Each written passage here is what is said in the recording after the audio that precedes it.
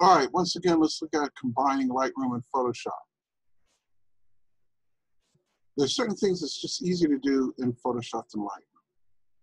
So here I am in Lightroom, and what I'm going to do is I'm going to desaturate the background of this picture and keep him in full color. So I'm going to right-click, edit in Adobe Photoshop. I want to edit a copy of Lightroom adjustments, click OK. It's going to jump the image over into Photoshop.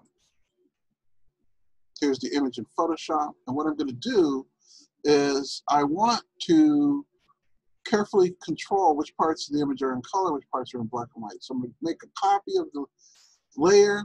I can just click on the little symbol here, drag it down to the Make New Layer button right here. That'll make a copy. And the top picture, what I'm going to do is I'm going to go to Image, Adjustments. I'm going to go to Desaturate. I'm going to go to Image Adjustments, and I'm going to go to Hue Saturation.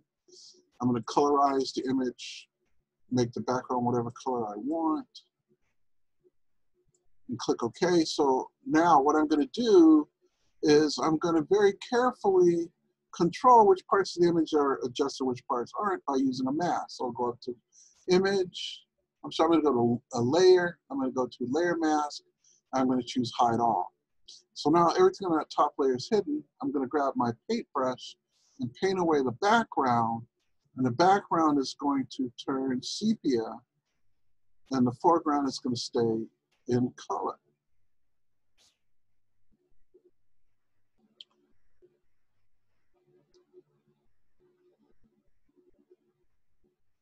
And of course, if I miss a spot, I can zoom in, Control+. I can swap foreground for background and work back and forth until I've gotten the image the way I want, and I can choose which part of the image is in color.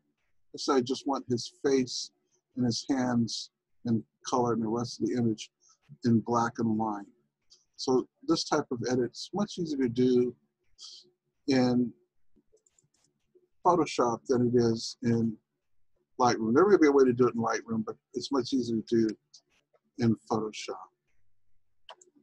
And so I can just work on this image and I can modify it, and I can combine Lightroom and Photoshop together. And now that I'm done, what I do is I close the image. It asks if I want to save the changes. If I say no, then the changes haven't been modified, that haven't been brought onto the image. I'm going to say yes, and it's going to make a virtual copy of that image, drop it back into the Lightroom environment. You'll see that here is the original photo.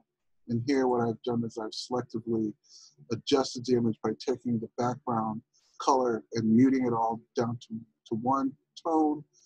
And I'm combining the forces of Lightroom and Photoshop using the best of both applications.